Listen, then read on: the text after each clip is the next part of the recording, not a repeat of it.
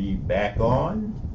We're back on, Arlene. And yes, again. Yes. All So I want to say in November when we come back, we need to talk more about Proverbs 31 because I feel you left out a whole lot of stuff that we need to have a discussion about women.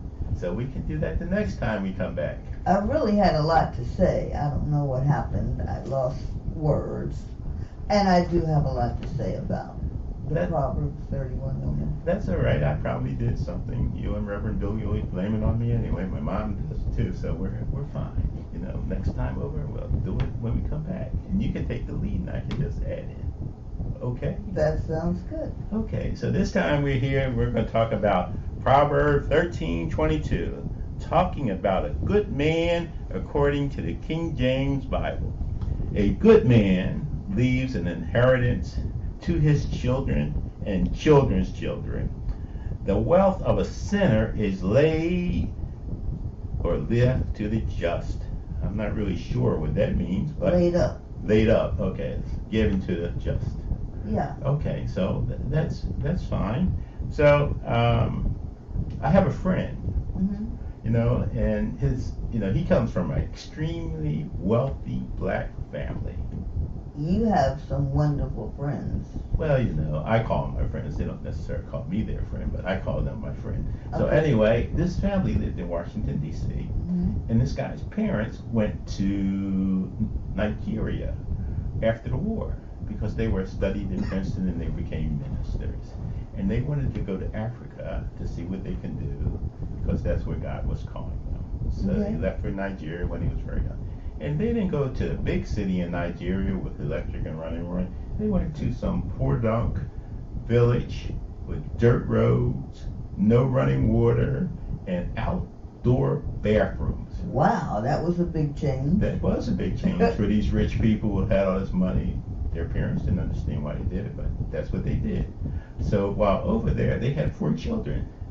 They had this little church that was falling down in this little village in this town with these dirt roads and no indoor bathrooms.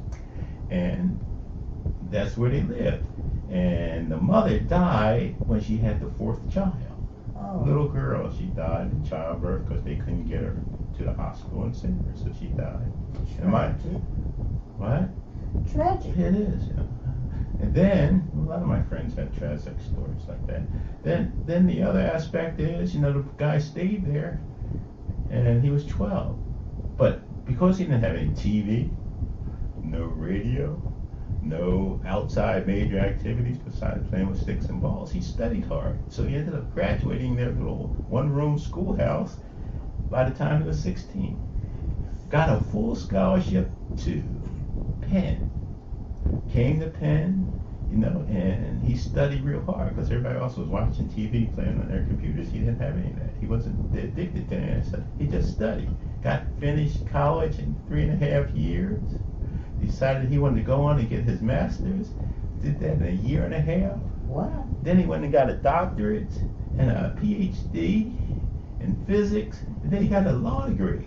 Oh my goodness. And you know, he went all the way. He wasn't even 27 when he finished.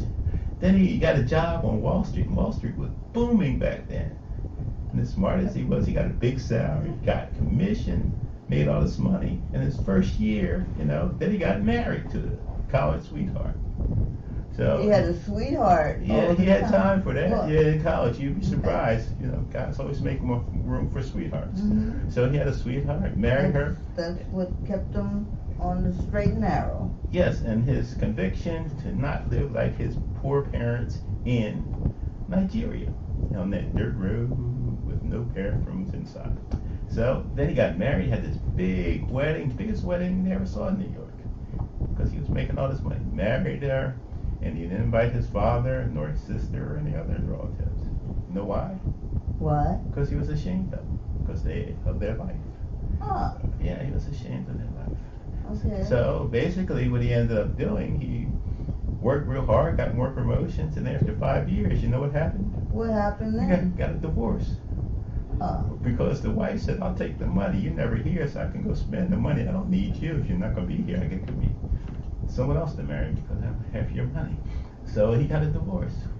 sad. Sad. Now, fast forward to the current time. I was talking to my friend, and he was telling me about his life. He said, he's married 6 times, getting ready to go on his 6th divorce. 6th divorce? 6th divorce. So, And he said, each divorce gets more expensive. Each wife gets younger and younger. Yeah. He said he had a wife now that he was divorcing, graduated from high school with his granddaughter. oh my goodness. Yes, he did. He said, yeah. He said, well, they take half my money, I make some more, and, got tired of it. I said, wow. Then he said, I said, well, what happened to your father and your sister and all those people over there? He said, well, my father died 10 years ago. I said, did you go back to the funeral? He said, yeah. I said, I went back to the funeral, flew over there. Couldn't stay any place close because they had no hotels in that village. So where did And he stay? he stayed in a hotel, had his helicopter drop him in for the funeral. Okay. So he went to the Purdue Church that was used as the one-room schoolhouse because all the kids went there. He went there. It was used as the hospital. It was used as a town meeting hall. He was there, standing by the door, waiting for the procession to start. And then the new minister came walking in, and the 8 pallbearers. And some of the pallbearers were chiefs of tribes with all their dressing on. Some of the men were white guys and very, very rich looking. Some of the men came in with no shoes on. But it was 8 different guys. So we followed the casket outside. They laid it on this, I guess, wagon, and we started walking down the street. And both sides of the street were filled with people. Both sides of this little village were filled with people. Everybody came out to. I don't even know where all these people came from. There was like no way in the world they could be coming from this little village. So everyone, it was like wall-to-wall people. And as the procession passed, now all the people fell in line. And it was 2 miles to the cemetery where my mother was laying. That's where my father wanted to go, next to his wife. So we had to walk 2 miles on that dirt road. You know what else happened? What? It started raining. Oh gosh. Yeah, it started raining, and I mean, when it was heavy rain. And all the people stayed in line, and they were walking up side by side on this little dirt road, 10 to 14 side by side. And when I got to the gates of the cemetery, I turned around, and my line went all the way back to the village. So that line was full. His father. Yeah, they must have loved his father. And he asked his sister, who are these people? Because he didn't ever met them. And his sister said, these are all the people that your father helped throughout his lifetime. Wow. So he was. My father was very, very poor. He lived in this poor town, helped these people, but all these people loved him. So I have a question to ask you in regards to this proverb. I have millions of dollars to leave to my children and grandchildren, but they all hate me. I've been married 6 times. Wow. And here my father, he didn't have a good pot to leave anyone, but all these people loved him. He was a good man. Wow. Your father left memories and he left people's lives better. So he lived a great life. But you didn't answer my question though. Who is a good man? Because I have all this money to leave, an inheritance, or my father who leaves nothing? Who's the better man? Nothing to leave? So I think that my father was a better man. I have children who will never contribute anything to society, who hate my guts, and I've been running around trying to get them stuff. I know people in this city who work 2 and 3 jobs, and hey, no time to supervise their kids, no time to help them with, because they want all this stuff for their kids, but no supervision whatsoever for their children. So that's all I have to say about property. But the guy said, because I asked him what happened later, he said, well, I took half my money and set up a foundation for that little rinkety village. And I built a new church, new hospital, school, and I paved all those, I'm not going to use the word, dirt roads, And I hired students to be plumbers, and everybody has indoor plumbing. So it's a thriving little town. They get a little stipend. And since my kids were worthless, basically, because I made them that way, I put their money away so they can't get it all at one time. They get a little stipend until they become worthy. So, and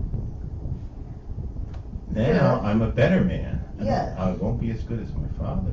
Yeah. I'm a better So man. it has to do with how you use your money and how you make the money. So Yeah, it does how you use the money and make the money, and and what's the purpose of the money? Are you using your money? But it also, to me, it's more important than just making the money. It's more important that he would have been a better man if he spent time with his children. Do you agree?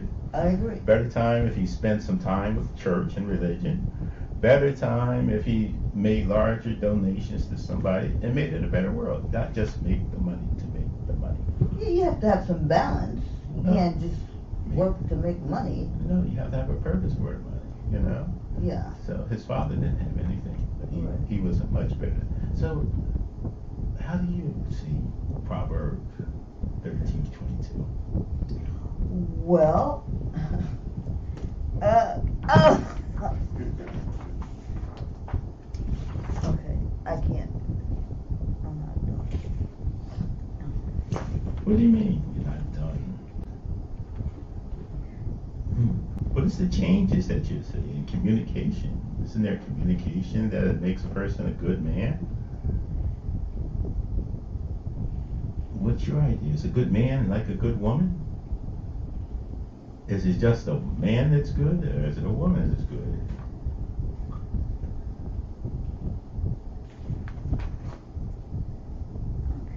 Okay. Anyway, I think we have to come back and do this another time. Yeah. Because she's out. I'm out. She's out. Okay. So we have 1,